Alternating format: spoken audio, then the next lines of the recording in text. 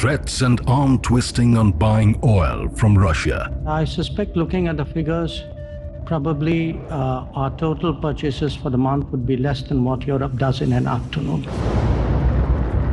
And has even dared to show America a mirror. We also have views on other people's human rights situation, including that of the United States. I had the honor of accompanying him. When it comes to showing the world the face of a brave new India, there's nobody better than Dr. S. Jaishankar. The year was 2015. Dr. Jaishankar was just 2 days away from retirement when he received the news of his appointment as India's Foreign Secretary. 4 years later, he made history by being the first Foreign Secretary ever to become the Minister of External Affairs and assume a political assignment without ever being a part of active politics. In fact, he was elected from Narendra Modi's home state of Gujarat only after he was chosen as the Minister of External Affairs. It's really a great pleasure. Fitting, as Dr. Jaishankar's rapid ascendance has mirrored that of the Modi government in putting forward the bold and fearless side of a new India. Just like the Prime Minister, the External Affairs Minister too doesn't shy away from calling a spade a spade. One country would do terrorism, but if the other country responds, then it's called danger of war. It is this fearlessness of Dr. Jaishankar that makes him the best choice to be the Foreign Minister of a true visionary. Like PM Narendra Modi. So could I request you to turn your chair a little bit? Ladies and gentlemen, we have the pleasure of hosting the Honorable External Affairs Minister, Dr. S. Jaishankar. Dr. Jaishankar, thank you very much for being part of the inaugural edition of the CNN News 18 Town Hall. You've been a career diplomat for 40 years, as ambassador, as joint secretary, foreign secretary, and then now, of course, as External Affairs Minister. How has that journey been from aiding and advising governments on foreign policy matters to now actually being in the hot seat? How has the transition been? Well, look, first of all, I want to say that wasn't me. Because you picked all the moments of the provocative moments, the viral videos. Yeah, I'm a nice guy. I speak in low-key tones most of the time and reason with people. And but now you've become a viral sensation. So I want to temper it down a bit. But coming to your question, look, for me, of course, being selected to be a minister in the Union Cabinet was something which was extraordinary. It was not something I could have even dreamt of. Honestly, it's obviously as someone who didn't have a political background. The nearest I did politics was in my student union days, which was a long time ago. It was a journey with a very steep learning curve. But I had very good colleagues around me. You can see one sitting in front, from whom I learnt a lot. You sort of, part of actually also of my earlier profession was you looked around you in the environment, you saw how it worked, you adjusted to it, and some of it is how it happens. But it is something to actually. Not just be a minister, I would say to be a member of parliament, to be in the house, to also where your own ministry is concerned, to be the place where the buck really stops. Because even, a secretary, even a very good secretary, at the end of the day is an exceptional COO. So if you were to look at the ministry in an enterprise-like fashion, the minister is the CEO, and the minister's responsibilities are always much more, and that is a jump, and it is something which you have to sort of adjust to. So in this journey from COO to CEO that you've made in the last 3 years, obviously, you've dealt with a gamut of issues. You don't need me to enlist them, from the pandemic to a war, to something or the other that keeps happening all the time. Have you at any point in the last 3 years felt that maybe I should have been a retired COO? I don't want to make the transition to CEO. No, look, I won't sort of deny it that, I mean, you may get a new challenge. It may ask much more of you. But I think if you are fundamentally a competitive person, you actually enjoy the challenge. You shape up to it. You ask more of yourself. As I said, it's like it's frankly like going up in your level of your game, if you don't mind my putting it so colloquially. I mean, which test player said I had a great Ranji trophy? So it's a different level. So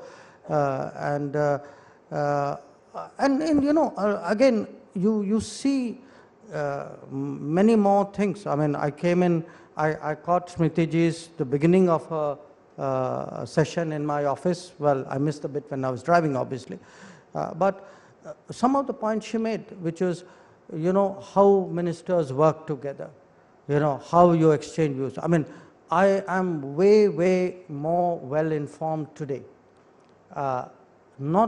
Simply sitting in a council of ministers, listening to issues, listening to challenges where all the ministers or a group of ministers need to come to work together. It takes you to a very different level. There is this very middle class saying that Rajniti gandi hoti hai, अच्छे बच्चे राजनीति पे नहीं आते हैं and all that. And you're from a nice South Indian family, the son of a legendary policy maker. When you got that call, what was going through your mind? What did you tell your family? What did your family tell you? No, I think the family bit will leave out. Okay. But what went through your mind? No, look, I mean, honestly, I mean, for me it was a huge surprise. But I mean, when the Prime Minister of India, even thinks that you could be worthy of such a responsibility, I mean, it's something you are really almost shocked by. So and I mean, you're right that there are a lot of, I mean, as I said, I'm not from a political background at all, but I think there's and I say this to people when I today talk to them when I travel around the country. We have this sense that in a certain class, I mean, forgive my being now very blunt about it, that somehow, politics, other people do it. I mean, you put it in your way. I think if we want to really influence politics, we really care about the country, we can't say, okay, somebody else is going to do it, there's a mess, they're going to clean it up, or it's very nice to say, not take responsibility and pass judgments. That has also become almost an industry in itself. So there are difficult challenges, and I think people need to own up to it. I think even people of a middle class, a professional background today must take interest, must come forward, and I mean, they don't have to necessarily be a minister or an MP or an MLA. But the idea that you want politics to be at an arm's length, but you want all the good things which come out of it. You want all your interests to be fixed in it. But yet you feel, oh, I'm different. I think that kind of hypocrisy, if you don't, really needs to end. We wouldn't have guessed who you're talking about, but I'll park that thought for a moment. I want to come to a larger, slightly more substantive issue. You've been a career diplomat, and more than that, you've been a foreign policy scholar, in fact, an observer of foreign policy for the last many years. What is your definition of Indian foreign policy as it stands today? Who are we and our place in the world? I think who we are, to me, is clear. I hope it is clear to everybody else. We are Indians. We are today a 5,000-year-old civilization, which is in the modern era, a nation state which is really reclaiming, in a way, its place in the world. But it is still a process, and it's a very challenging process. It's a process for a variety of reasons. One, it's very hard to really overcome 200 years of colonialism. It's a bit of a paradox. We often think of the psychological or the cultural attributes of colonialism. We don't sometimes think of the enormous, the damage it did to our societal fabric, to our economy. The levels of poverty. That kind of almost association with poverty which you saw in the 1950s and 60s was the direct result of colonialism. So to fight your way back and to go up the ladder is something which takes a very long time. And until you make progress in that task, you can make great speeches on foreign policy, but you really don't have the muscles to back it up. And to me, I hark back to your earlier question. I find it fascinating what is actually changing in this country in terms of ground level reality. Smriti was talking about how we created, this PPE industry out of nowhere. I want you to think maybe 3, 4, 5 years back, we have actually created a social safety system in this country out of nowhere. If I had told you in 2014 that 8 years later of this government, we would be sitting here going through a COVID, having ensured 800 million people got food, 400 million people got money on their bank accounts, that, again, hundreds of million people today think in terms of health access, who get financial support to start businesses. That if you look and just look at some of these numbers, they are just staggering, not just the food and the bank account numbers. If you look even at how many houses got electrified. So there is an enormous change happening in front of our eyes. That class which you spoke about, I think is not entirely cognizant of it, because most of us, and I'm not, it's not a condescending remark. I would ask myself, how much time did I in my life actually get out of cities and travel around in India? And I think one of the things which politicians do is actually they have a much better feel for the state of the country, because they actually go out there and see what it is for real. So one part of it is the country is changing, the society is changing. I think we are really gearing up to a completely new phase. But in this period, we are, just think next even 5 years, 8 years ahead. I'm not even talking 25 years. We will be the most populous country, #1 in the world. In fact, if partition had not happened, we would have always been #1 in the world. We would be among 3rd or 4th largest economy even by nominal terms. We are a nuclear weapon power. Our capabilities, look at it in maritime, look at it in economic terms, technology terms, are growing by the day. Our businesses are growing. Our media is growing. We have, if you look at today the big debates, even in foreign policy, it does matter to the world. One of the issues, I've just had 9 ASEAN foreign ministers or their representatives visit me. Where India stands does matter to them. They take the cues from that. So we need to ask ourselves, what am I? What is my weight? What is my worth? Where am I going? What will be my place in the world? And the simplest answer I can say is we must develop, nurture and polish that sense of independence, that sense of self-confidence, and which will mean moments like you showed out there, but we have to stand up for ourselves, we have to stand up for our interests, we must have clarity. And I think one of the, honestly, the attributes, or I would say the personality traits of this Prime Minister, which is why, when you kind of got the call, you would not hesitate, is you look at someone and say, okay, that's the kind of person who will, take us on that trajectory. So the reason I asked about where does Indian foreign policy, or how would you define Indian foreign policy as it stands today, through much of the 50s and 60s, it was defined as non-alignment. And then we had this period called strategic autonomy. And then there was multipolarity. Now I think many people in this audience and people who are watching you across the world, what they want to know is, where are we? Are we in the US camp? Are we in the Russian camp? Are we in our own camp? We are not perhaps at a stage where we can say we have our own camp. But as I said, a lot of countries take their cues. I see this every day. For example, in the UN, we are a member of the Security Council. There are almost daily issues which come up before us. Many of these issues go into the General Assembly. So a lot of countries do ask you. So saying, what are you going to do? What's your vote like? What are you going to say?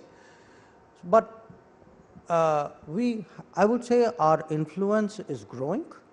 But I would say we are quite far from where you can say we would have our camp in the way in which, say, the US has a camp. Maybe the world will be very different and there will be no need to have a camp. I don't know.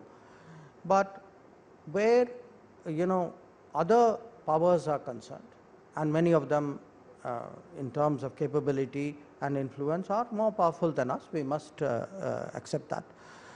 We will have on many issues, there will be countries with whom we would agree, we would have common interests on many issues. There will be some where it will be deeper, there will be some it will be less, there will be some where we will have virtually no similarity of interest, there will be very sharp contradiction. So you will get a spectrum. But the reason why I said it's very important for us to be independent and self-confident is, if we want to get the best out of the world for India, we must have that ability to look at a situation, look at it very clinically, assess our interests, pick our course of action. Now, it will not be constant. There will be issues, where I may agree with country X or a group Y more than I would others. So it will, in some senses, appear inconsistent. But inconsistency in that is a subset of independence there. And I think we should not allow that mind game to be played that, somewhere you are an outlier, you are not in sync with the world, etc. That's very hegemonic. That's like saying, if you're not with us, you're against us. No, you are sort of out of the mainstream. I don't think people are necessarily saying today on some issues, the pressure is not for us or against us. The pressure is, you really should be with us because you're missing out on something, it's not, it's not right, or there are very nuanced ways of developing that argument. So one of those issues which we have confronted recently is the war in Ukraine, and clearly India has taken a slightly nuanced position compared to even, let's say, some of the other members of the Quad. Is there better understanding of India's nuanced position on this war today than there was, let's say, 3 months ago when the war began? Yes, I think there is. In part because we have also made a big effort at putting our viewpoint across. And it is a different position because, let's be clear, India's history with Russia is different from, since you use Quad, from America's history or Japan's history or Australia's history. So it cannot be, if we have different histories and to a great measure different interests on this matter, that we will have identical positions. But we have always been clear that everybody, all members of the Quad don't have identical positions on everything. I mean, if it was indeed identical positions, I could ask the other three, why are your positions on Pakistan not exactly the same as mine? So it can't be that, on Pakistan everybody has a lowest, has a degree of convergence, but on one other issue we must all agree totally. So, the governments get it. Look, you've seen even in recent days, you had somebody very serious in the United States saying, look, we take a long view of our relationship with India. Now, I will tell you, I take a very long view of my relationship with the United States and the relationship with Japan and Australia as well. So, I know that there will be issues on which, could be trade issues, could be developmental issues, climate change issues. I may not wholly agree, but we are today in a much more flexible, pragmatic, I would say, kind of get on with it world, where you look for people with whom at a very basic level your interests match, you have a common agenda. Sometimes that agenda can be, like say in the Quad, very Indo-Pacific centered. It doesn't automatically extrapolate into something else, and then you work with it. So one of the things that you had said recently, and I said this earlier as well, you've become a bit of a viral sensation, and I want you to elaborate a little more in substantive terms, because I think it encompasses what the world is going through, how the world is viewing India, and more importantly, how India is viewing the world. When you said at the Bratislava Forum recently that Europe must get out of this mindset that Europe's problems are the world's problems, but the world's problems are not Europe's problems. And you gave the example of what happened in Afghanistan just last year. At that time, nobody was shouting from the rooftop saying, why is Europe not taking a position? So do you feel, I wouldn't call it double standards, but there seems to be a mismatch that some of the problems that are happening far away, Indo-Pacific, they don't take a stance, but they expect India to take a stance that is happening on their continent. No, you are being a bit harsh here. I am being harsh. Yes. No, I'll tell you why. It's not so much double standards, because at the end of the day, whether people or countries admit it, everybody looks at the world from their perspective. So there's a inherent selfishness in the way we look at the world. What is important is to develop that ability, if you want to carry other people with you, to also have some sense of their perspective and their interest. That's how you build coalitions, sure, if you would. Take the Quad, for example. Why is it today? I mean, look at the United States. I mean, everybody would maybe I'm among the older people in the room, but our history with the United States is a very troubled history. That a lot of our problems with Pakistan are directly attributable to the support which the United States gave Pakistan. True. And the United States, especially in the 1990s, what they called the unipolar moment, was obviously very, very dominant. But today you have a United States which is able to actually, that long view which was spoken about, which is actually able to say, here is India. India has a different history. They have a relationship with Russia. We have to take that into account. So you have to cut the other, give the other party that much slack of that understanding. And part of the reason why Quad has worked is that the other, the four of us have given each other that degree of latitude and understanding. My sense where Europe is concerned is, in many ways, because of NATO, because of the circumstances of the European Union, they were not directly involved in hard security challenges. Okay? So I don't want to call it a bubble, but let us say they've had a more comfortable recent past than many other geographies.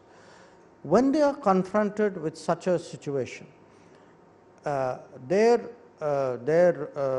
level of emotion and their level of, I would say, agitation at this point of time, it almost makes them sort of feel, there can be one point of view and that's our point of view, and therefore that inclination to think, okay, here's somebody else who has a different history and different interests, and therefore should I approach him in a different way? Perhaps that is not so well developed. I think this experience in a way would actually connect them much more to other parts of the world. So I think you will see a very different sense of European diplomacy which will come out of it.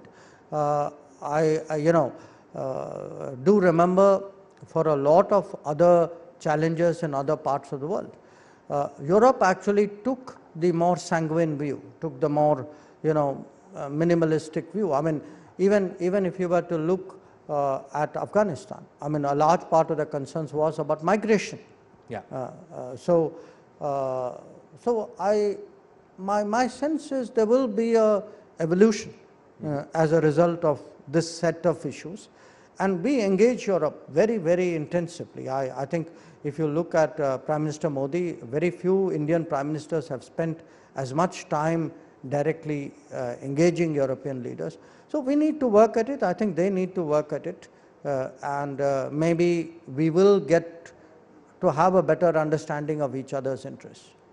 All right, let's talk about one set of other countries that, again, the Prime Minister has invested very heavily in, and that is the Gulf countries. And I want to talk a little bit about this controversy that happened recently with one of the former spokespersons of your party and some of the comments that she made.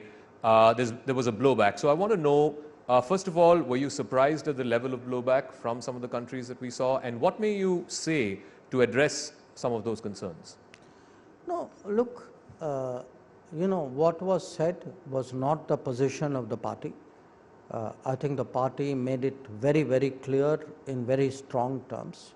The party took action, and the countries, not just in the Gulf, I would say even in Southeast Asia, some countries who had concerns do appreciate, that this was not the position of the government. Look, they deal with us. They know what we are about.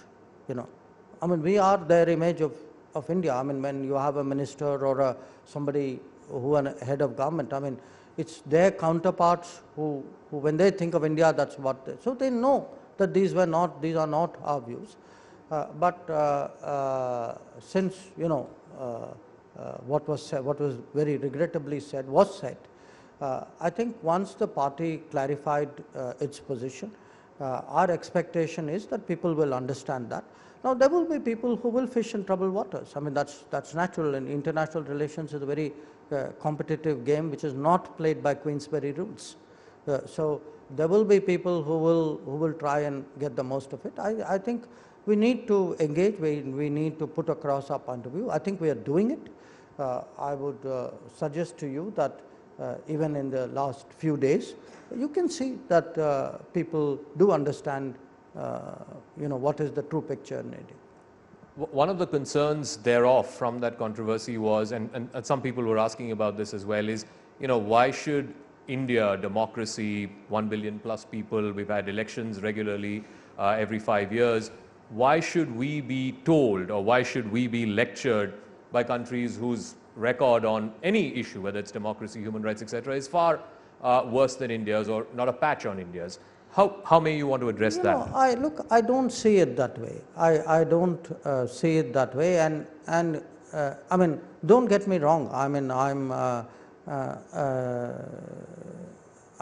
also a little sensitive to being lectured, as you saw, but I would not take this issue as a lecture.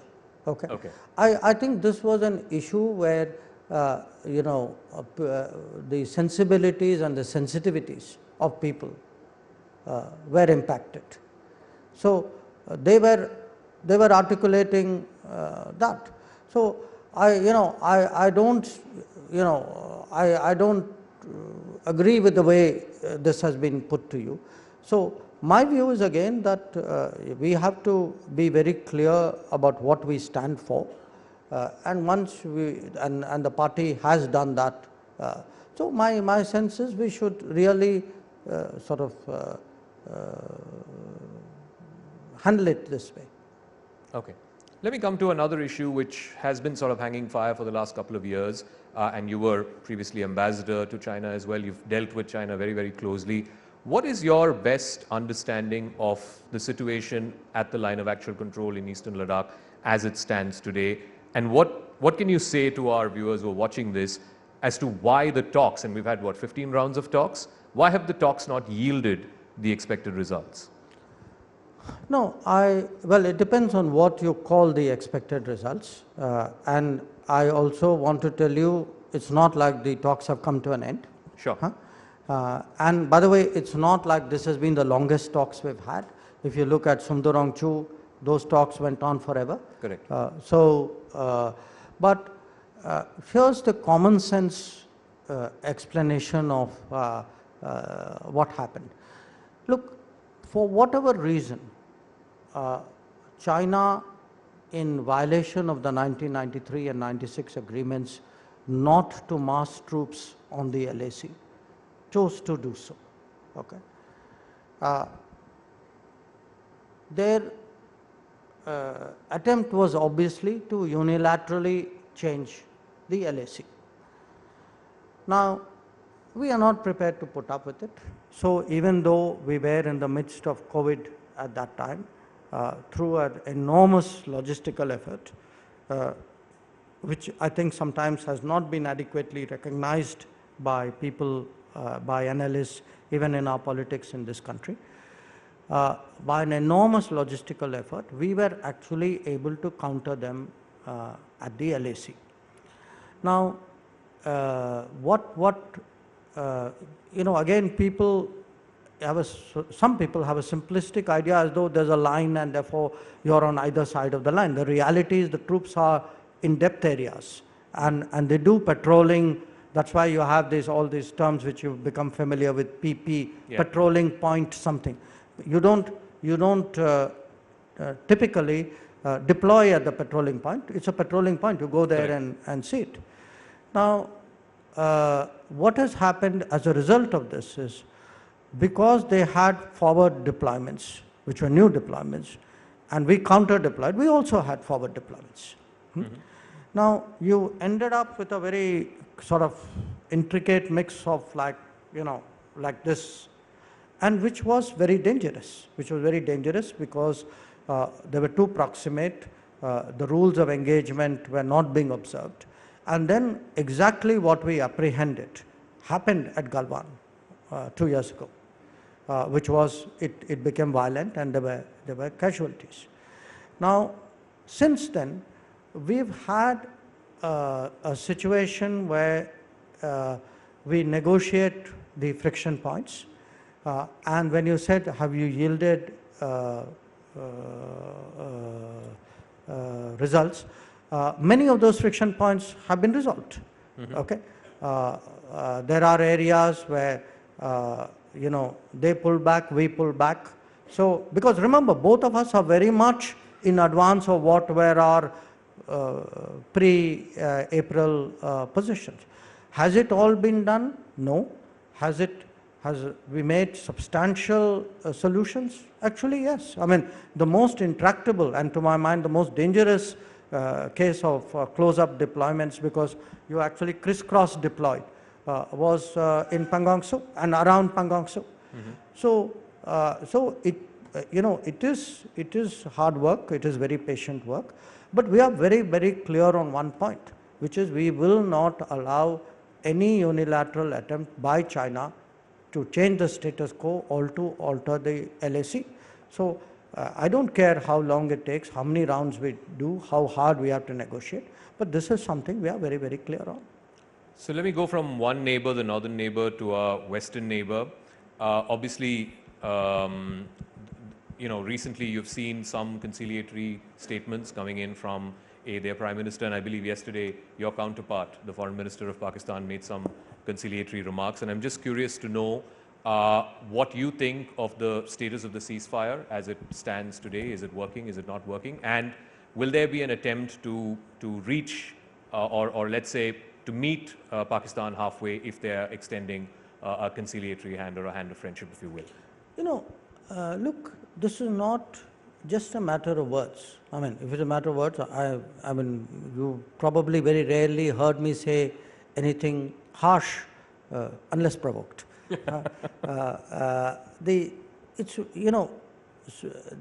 Finally, what is the test? I mean, where did things go wrong? Let's go back to it. This Prime Minister has made such an enormous effort actually to reach out to Pakistan beginning with day one of his tenure. Okay. Now, I mean, if you look, and sometimes in heated rhetoric, lots of things are said. I really, in our history, cannot think of any figure on either side who has striven more to find some kind of modus vivendi. And it's happened because I think people in our country trust him with that. I mean, the people feel that, Mr. Modi, where national security is concerned, will never compromise on it. And that actually strengthens him in many ways.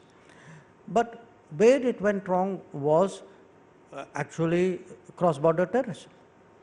Cross-border terrorism at Uri, cross-border terrorism at Pathankot, at Uri, at Pulwama.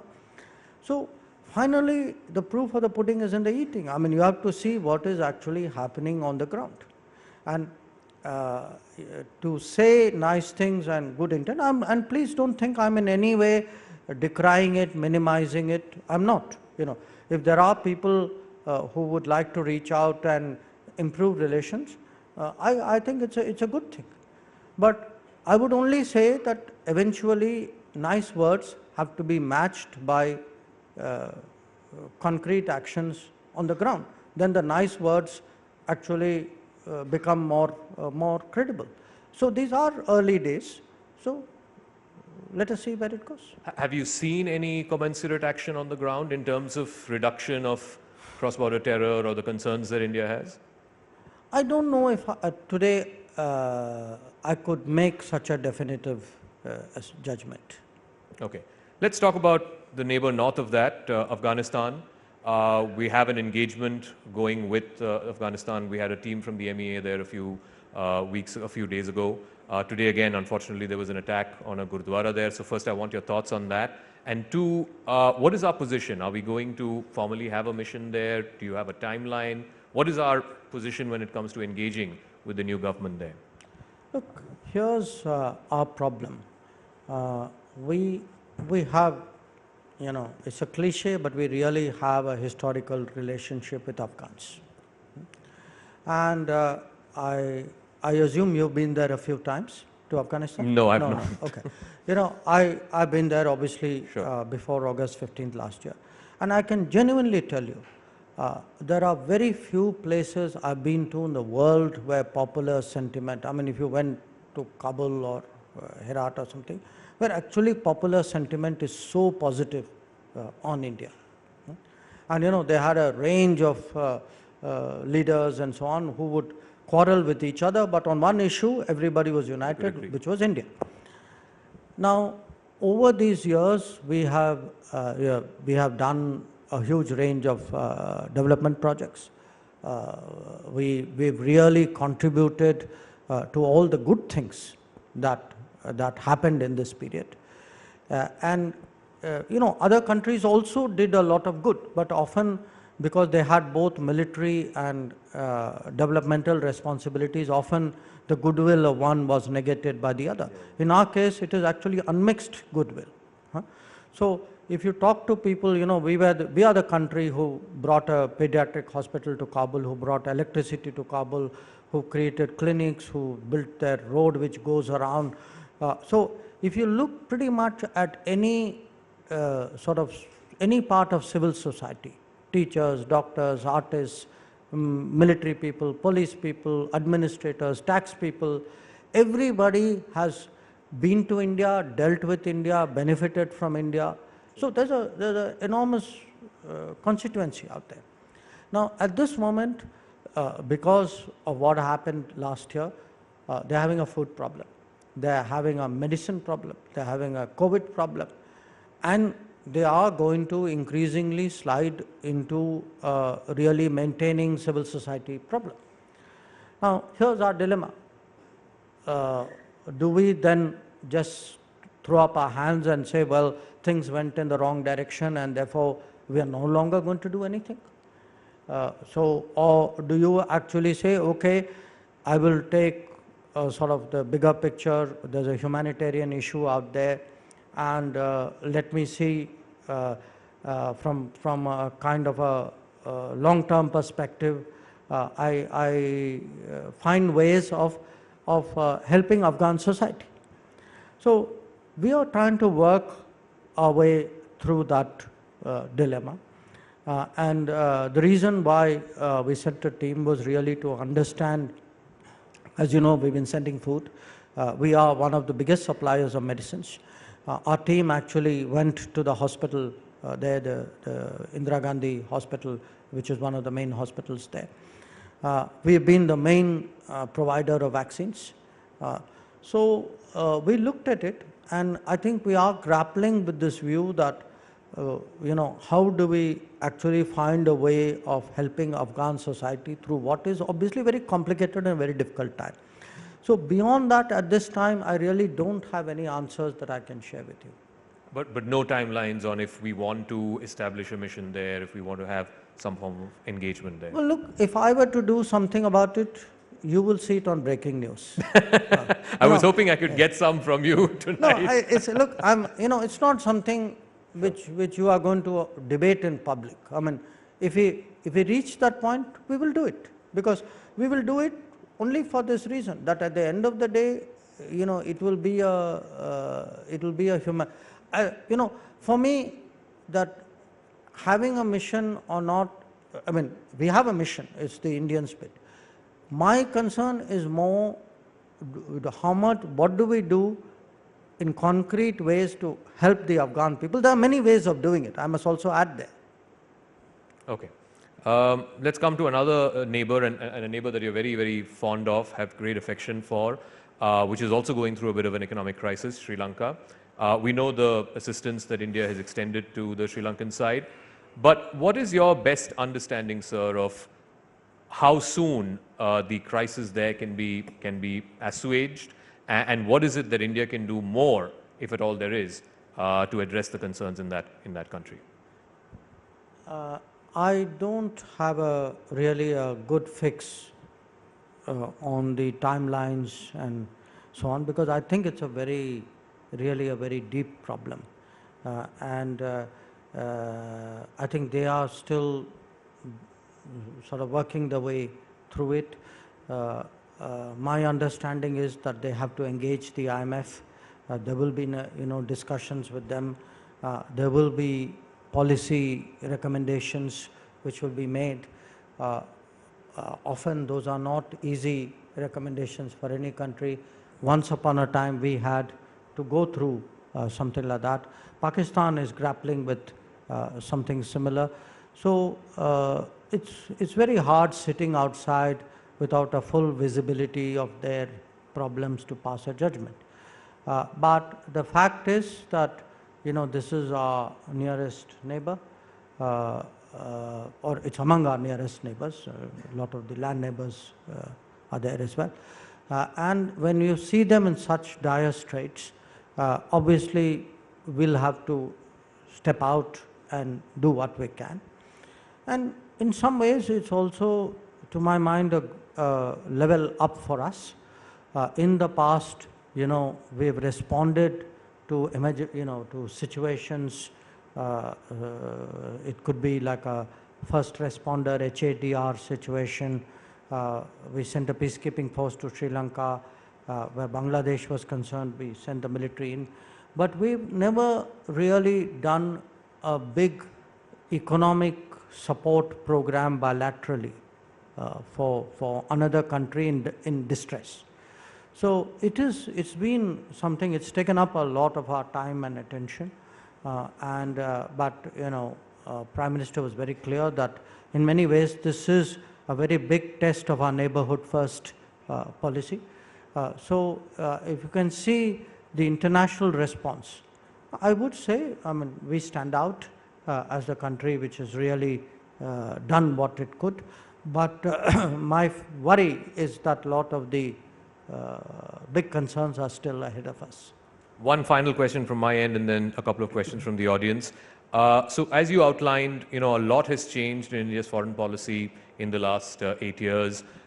India's view today is something that many countries far bigger than us, far more influential than us, they want to know what is India's position on many multilateral issues and so on. And yet, Minister, why is there this perception, particularly in the Western press, that India has become illiberal? One newspaper called India an elected autocracy. And what may you say to address that perception? You know, see, these are the kinds of questions which lead to those kinds of clips. I saved it for the last. You have to give me that much. So, you know, I have my definition of electoral autocracy.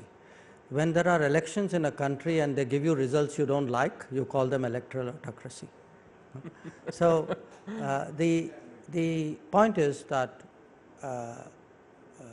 you have, you know, a lot of our political arguments today in this world are no longer national. They are global. You know, other people wade into our conversations, and perforce we are drawn into theirs as well. If you look, I mean, since you mentioned the international press, reflect on the international press in the last 8 years. You know, they have taken positions on our elections. They have actually, some of them, very reputed magazines have actually said that you know, they should vote, people of India should vote in a certain direction for a certain political party. So it's not like they are non-partisan. And if you read some of these reports, you know, some of these reports are so riddled with basic errors that you would sort of wonder, saying, I mean, where do these guys, I mean, what kind of even interns do they employ? I mean, there are some you know, I've seen a report which suggested, because the former Chief Justice Ranjan Gogoi entered Parliament, as though in some way it was a reflection on the independence of the judiciary. Now, anybody would have told you that there were previous Chief Justices or previous Justices of the Supreme Court who have done it. You know. So, same thing, you know, I've seen comments made about our election commission. Now, look, I mean, we may disagree about everything in this room, but let's face it, the one thing, I mean, one thing which none of us doubts is when you go there to vote, and when that outcome comes out, none of us doubts it. I mean, the most disenchanted Indian accepts that. Now, you had people comment on that. So, you know, do understand a lot of this is polemics, these are mind games. In a sense, we talk about rebalancing. Okay? Rebalancing is not only economic rebalancing, you know, my GDP is so much, or it's political rebalancing, I'm in this group and you're not in that group. There is actually a cultural rebalancing. There is a, you know, there is a intellectual hegemonism in the world. And when the world changes, the old hegemonic order has a serious problem with it, within the country, by the way, and also outside the country. All right. I'll throw it open to the audience now. My colleague Toya is there. We'll take a couple of questions. Yeah, I'm actually going to start here. So I'm going to come to you. 1 second. Okay. Come to you. Yeah. Good evening, Mr. Minister. I am Rajesh Arya, retired from Indian Army as a Major General. So first of all, I would take 5 seconds to salute you and the MEA on our stand on Russo-Ukraine war. I don't think I've seen in my 65 years of life our government taking a such tough stand ever in an international forum. I had a question for you in my mind, sir. You have already answered to Zaka, so I have a little extension to that.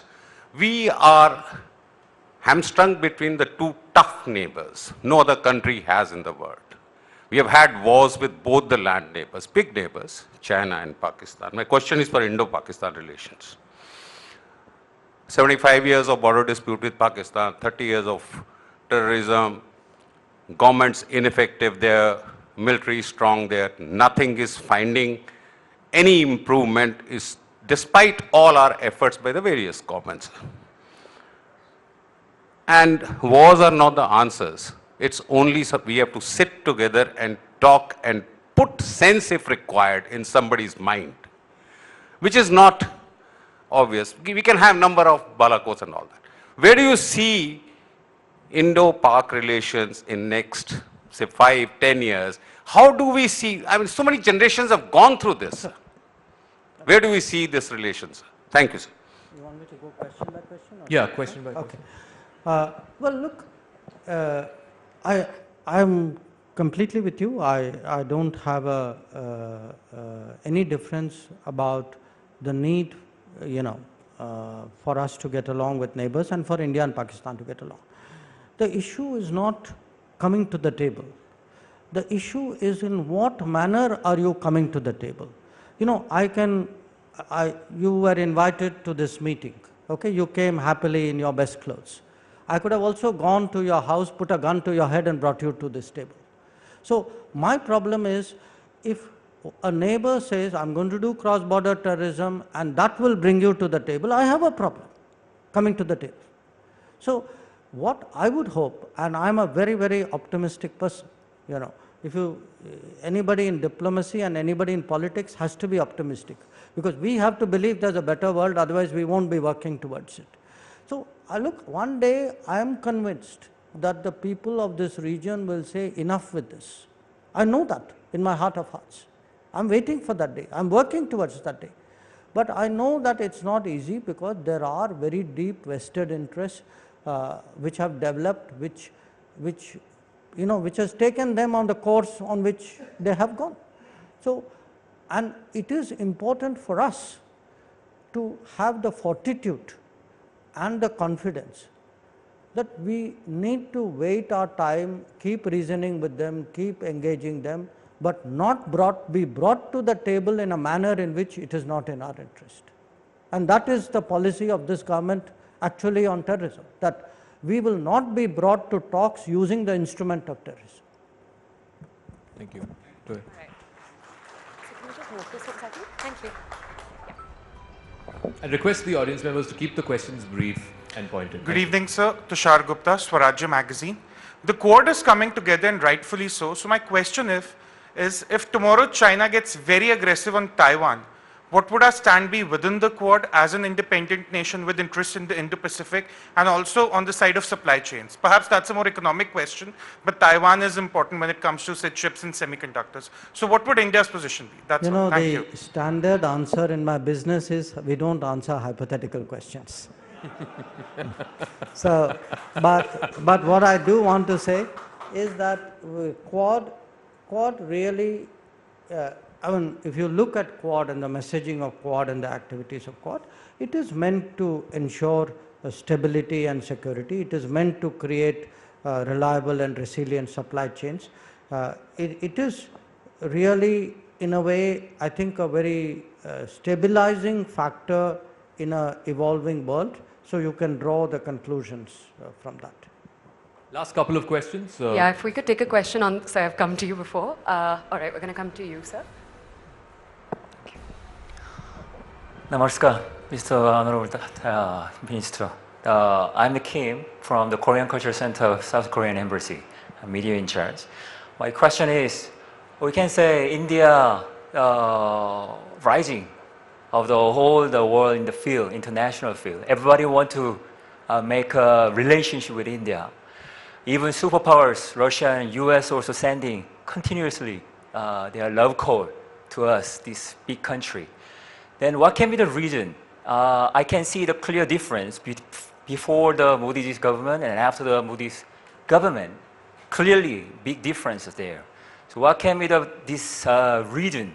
India become the superpower who want to be friends from any other country today. All right, thank you. Well, look, first of all, I thank you for saying all those nice things, but I want to temper it with a strong sense of reality, okay? Because let me also tell you, I mean, being in politics is a great reality check, because you understand all the problems on the ground, which even if you are a COO of a ministry, you may not necessarily feel. I'm very convinced of the positive trajectory of my country, okay? That's why at times, if only for that reason, I wish I were younger, so that I could see more of that trajectory. But it's not a trajectory which is foregone, that it'll automatically happen. I think we have to work hard, we have to make choices. we have to manage international relations in a way in which the trajectory is the smoothest.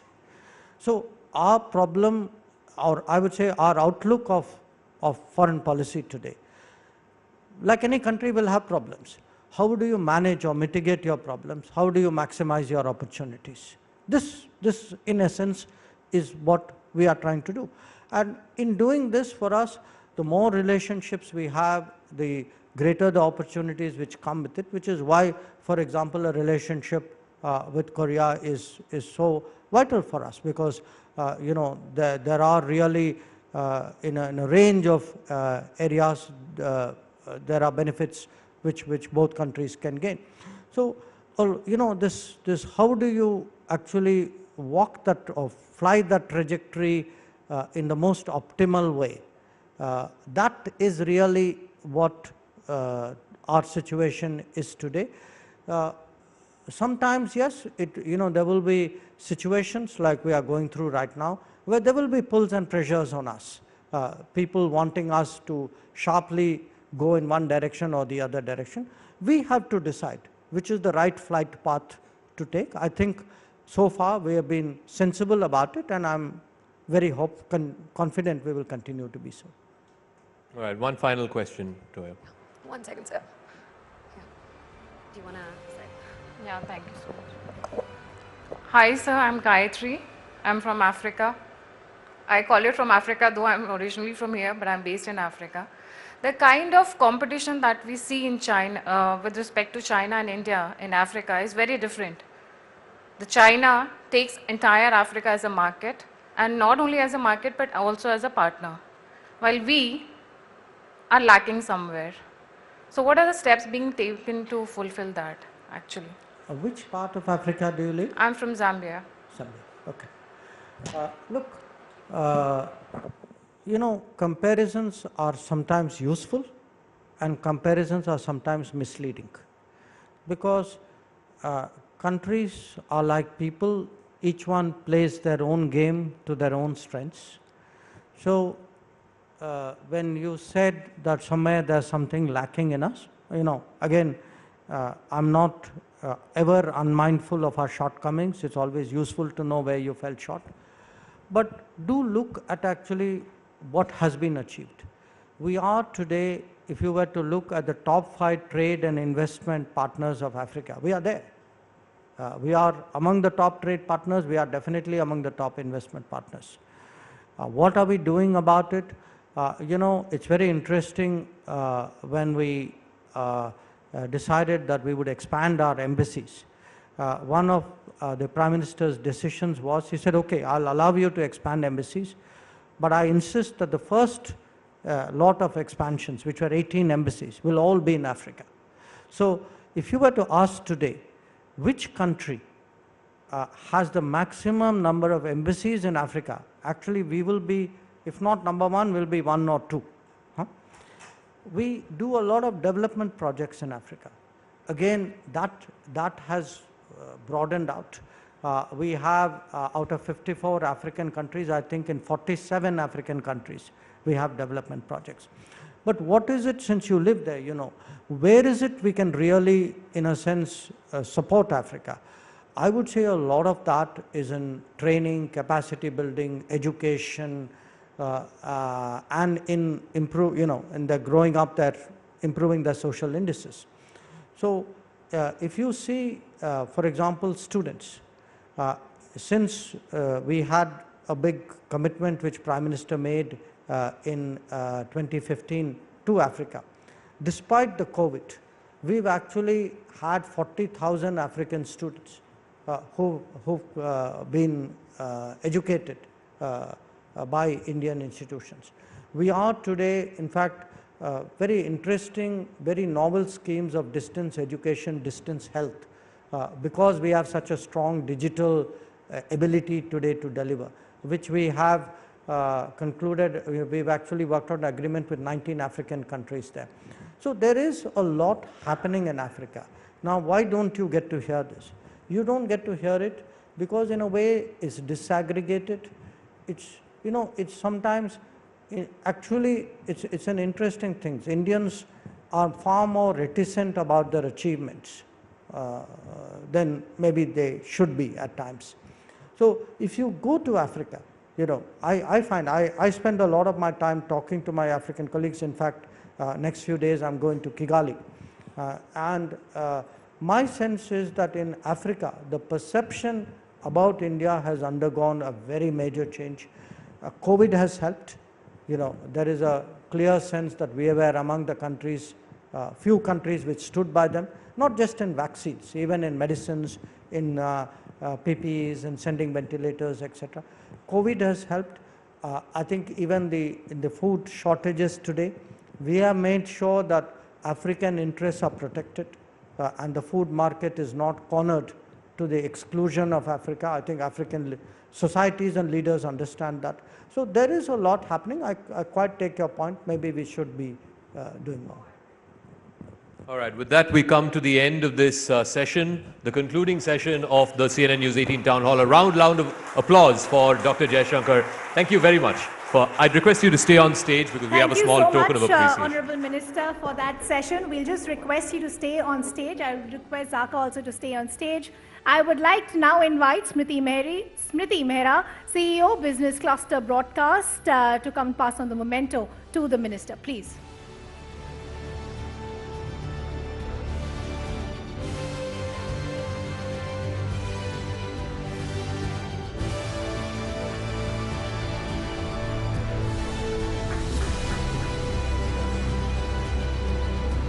Once again, we would like to thank the Honourable Minister for his valuable inputs as well as his time.